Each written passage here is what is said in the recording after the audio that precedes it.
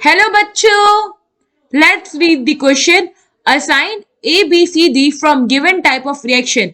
A for disproportionation reaction, B for comproportionation reaction, C for either intermolecular redox reaction or displacement reaction, D for either thermal combination redox reaction or thermal decomposition redox reaction. So question में हमारे पास ये एक reaction है, हमें बताना है कि ये किस टाइप का रिएक्शन है। तो हम इस रिएक्शन को देखें, हमारे पास है NH4NO3 यानी कि अमोनियम नाइट्रेट। ये जब इसे हम हीट करते हैं तो ये फॉर्म करता है N2O प्लस H2O में। तो फर्स्ट चीज हमें क्या पता चला कि ये डिकम्पोज कर रहा है, क्योंकि हीट करने पे ये ब्रेक कर रहा है, डिफरेंट कंपाउंड्स बना रहा है। तो फर्स्ट हमें इस रिएक्शन से पता चला कि यहाँ पर डिकम्पोजिशन हो रहा है। सो यहाँ लिख दो इट्स डिकम्पोज। नाउ अगर आप देखो तो ये हमारा रिएक्शन बैलेंस नहीं है, तो यहां अगर मैं 2 कर दूं तो ये अब हो गया हमारा रिएक्शन बैलेंस। दूसरा चीज हमें क्या पता चला कि हमने इस रिएक्शन को हीट किया है, यानी कि यहां पे थर्मल कंडीशन है ना। फर्दर इस रिएक्शन को जानने के लिए हम क्या करते हैं, हमारे एलिमेंट्स का ऑक्सीडेशन स्टेट देखते हैं। तो जो हमारा मैं यहाँ पे बताती हूँ, जो हमारा NH4NO3 अमोनियम नाइट्रेट है, इसका कंस्टिट्यूट होता है NH4 plus and NO3 minus. तो इस केस में जो हमारा नाइट्रोजन होता है उसका ऑक्सीडेशन स्टेट होता है -3, और इस केस में जो हमारा नाइट्रोजन होता है इसका ऑक्सीडेशन स्टेट होता है +5। तो फाइनली NH4NO3 में हमारा ईच ऑक्सीजन -2 ऑक्सीडेशन स्टेट में, ईच हाइड्रोजन +1 ऑक्सीडेशन स्टेट में।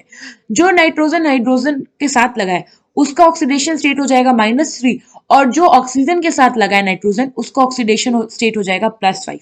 नाउ N2 में अगर बात करो तो ऑक्सीजन होगा -2 पे, और यहां जब नाइट्रोजन का ऑक्सीडेशन स्टेट निकालेंगे तो ईच नाइट्रोजन होगा +1 ऑक्सीडेशन स्टेट में।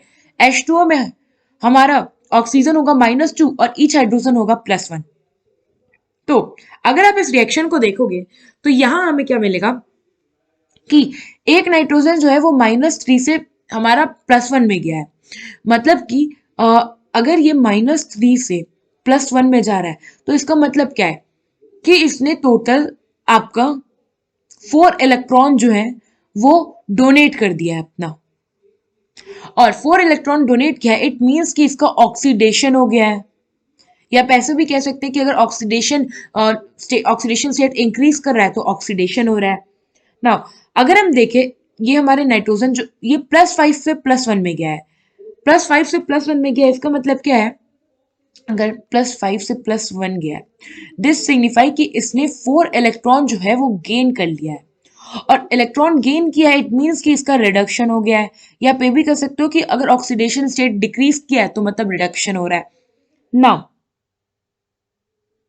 अगर आप यहां देखो तो इस हमारे पूरे ये जो हमारा रिएक्शन था इसमें क्या था, सेम एलिमेंट जो था,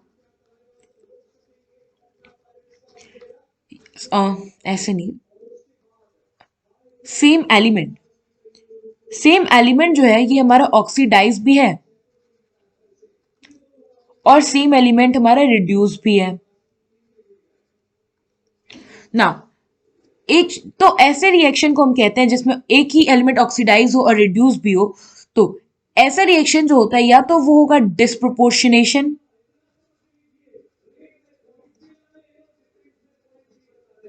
या फिर हो सकता है वो हमारा कॉम्प्रोपोर्शनेशन।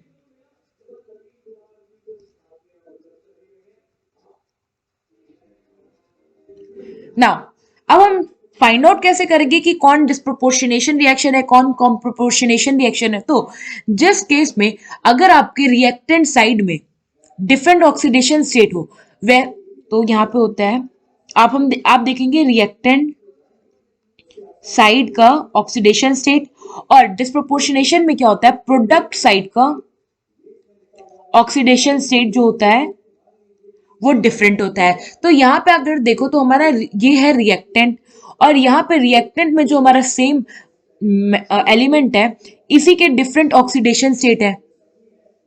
तो ये हो जाएगा हमारा रिएक्टेंट साइड ऑक्सीडेशन स्टेट और प्रोडक्ट। तो यहाँ पे reactant side oxidation state different है, इट मीन्स कि ये हमारा कॉम्प्रोपोर्शनेशन रिएक्शन है।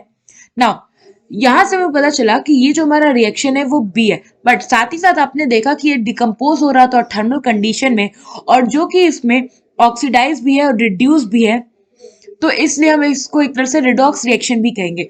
तो यहाँ पे हमारा थर्मल डिकम्पोजिशन रिडॉक्स रिएक्शन वाला भी करेक्ट होगा, तो बी और डी दोनों जो है वो इस रिएक्शन के लिए वैलिड होंगे।